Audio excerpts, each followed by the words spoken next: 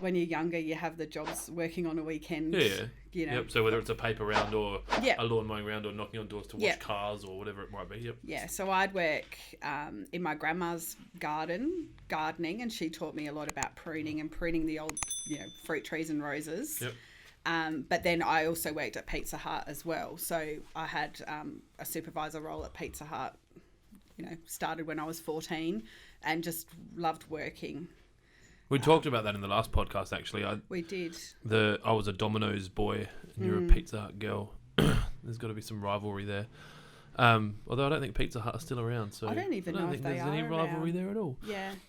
Would you encourage your children to work at a fast food place? Do you feel like you benefited from that? I definitely benefited from Pizza Hut. Yep. It's an American company, so all of the American standards and work processes and all of that were implemented at Pizza Hut. So it was quite strong on safety, and it was great. You didn't get paid, so if Pizza Hut closed at 1:00, you didn't get paid after 1:00. I think that's called the George Columbaris syndrome. Okay, that's a bad syndrome. But what it meant is that you had to manage all the staff underneath you for that whole night, because if you didn't get out at 1:00, you weren't getting paid. We were the same. And I don't know if it still happens. I remember early days I worked at Woolworths and it was the same deal. Like we would have to go sign off. So we would work 4:30 till 9 on a Thursday night. And I was in the fruit and veg section. So fruit and veg was very similar to pizza. What Woolworths were you at? At Tea Tree Plaza. Oh, okay. So I worked in fruit and veg at Tropicana, which was the, privately owned independent. Yes. And I was at Woolworths first and then went across to Tropicana. That's right. I heard that. And we would have to go sign out. So we had a finger scan signing in and out at Woolworths. This is back in 1995 to 97, 98. Yeah. And it was like a fingerprint scan. And you'd have to go sign out and then go back to work and because fruit and veg, you'd be putting shit away. And look, there would be that systemic through most of those low margin or if you want cheap pizza, someone has to pay for the someone's cheap paying pizza. for it, and ultimately the food costs are pretty low, but the labour costs have to stay pretty low as well. What a pizza's at back then, we were selling $4.95 pizzas, and you would have been too. Yeah.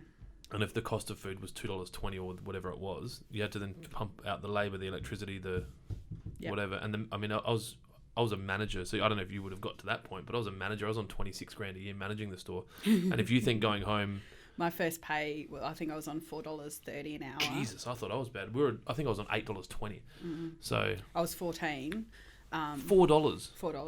My son, and you would have been like, I loved it. Money. I bought the shoes. Yeah. My son's has been working for 6 months now. He's 16. Yeah. And he's loving working. It's great for kids. So I would definitely, especially in that, I guess, safe zone.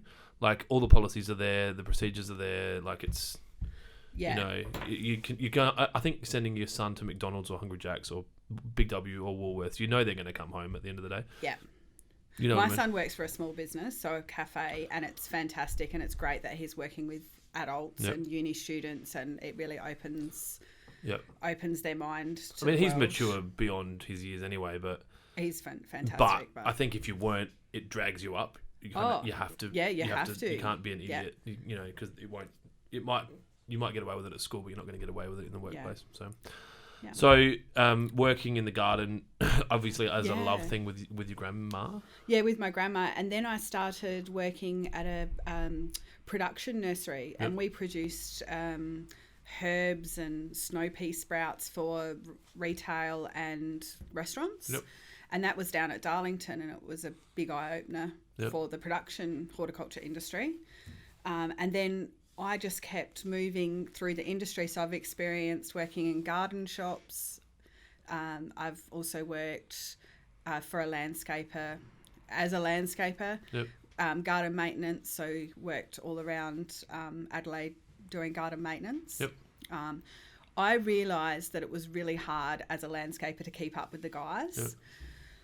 I could only ever produce 80% of what they could do because they just had the power, and it was really getting tough as a landscaper. I want to be the best at something, and I wasn't. I couldn't compete with the guys. Was that an issue for your employer, or it was more you just had this internal issue? I'm like, I've got to keep up with them, and I was really battering myself trying to keep up with them, and it just wasn't. I couldn't, because at the time you might not have seen that you were bringing other things to the table that the guys were, like the organisation, a cleaner finish or organisation. Like the 20% you might have lost in your mind from efficiency, you picked up in having stock Cleaning on site at the right time, or not breaking as many things, or But it was good for me to realise, well, I can't be a landscaper for all of my career, and I really love design, so that's where I went from studying horticulture, finishing my horticulture training, to design. Yep, so finish year 12, and I think last time we spoke you said you did finish year 12 well, being a girl in a boy world. Yeah, it was. Yeah. So finished horticulture through high school, and then straight to Urrbrae Park, which is a TAFE run horticulture diploma. Last time we spoke, you talked about how there was like a difference between those two. So Urrbrae Park, so I'm 40, so anyone around my age and over studied at Urrbrae Park, and it was a different feel to the Urrbrae site. Still great, but it was very hands-on and very technical. So the landscapers in training there would be out installing paving and installing irrigation, and you'd be taking care of the gardens and dry walls and all so it would be not as much classroom work as it might be now. Yeah, definitely. And so you could walk around the site and see items that you've installed or what's the benefit of that? Like you understand real life. Yes, definitely.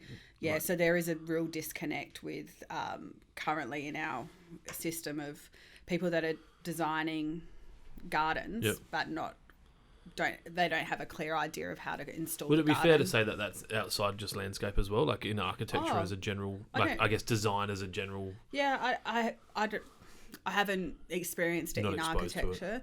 I just know from our industry and landscape design. I think it's really important that you know and that you have built a wall and installed paving and you have a really clear idea of how things are constructed before you design them. But we got that at Urrbrae, and I haven't been at Urrbrae for many years, so I don't know what that. We should organise like adopt a designer and just get a landscape company to take a designer onto the sites for a week and part of the design experience. And designers should, and I'm sure they do, pop into site and ask the landscapers questions on how things are being built and just observing how things are built. I'm seeing it more, I guess, now that I'm getting my backyard done. It starts to make sense around like all the measurements and like tile spacings off of a location, or stair treads off of a location, and like it all means something. And I guess because I wasn't involved, I was naive to it, and I was just like, well, can't you just like, I don't know, just get a cement truck to dump my backyard in the backyard and just like smooth it out? But I guess it's, and I know that I'm being funny, but I know that there's a lot more to it than that. I remember years ago, I designed, my dad's an engineer and wonderful guy. He was landscaping as a weekend job when we were little. So that's what they used to do, go landscaping and build walls. And he built our latest house, like our house we grew up in, did our landscaping. I used to help him install pavings and walls. I did a design for his house, and he came to me and he was so proud. How old were you then? Was this as a youth, or no? Once you were qualified? Yeah, I'd moved. I was living in the outback and just finished my design studies, and on the weekends I'd do the designs for family and friends while I was in the outback. And so I did his design, and he came to me really proud. He said I didn't have to cut one paver. Because you designed, was that that was intentional?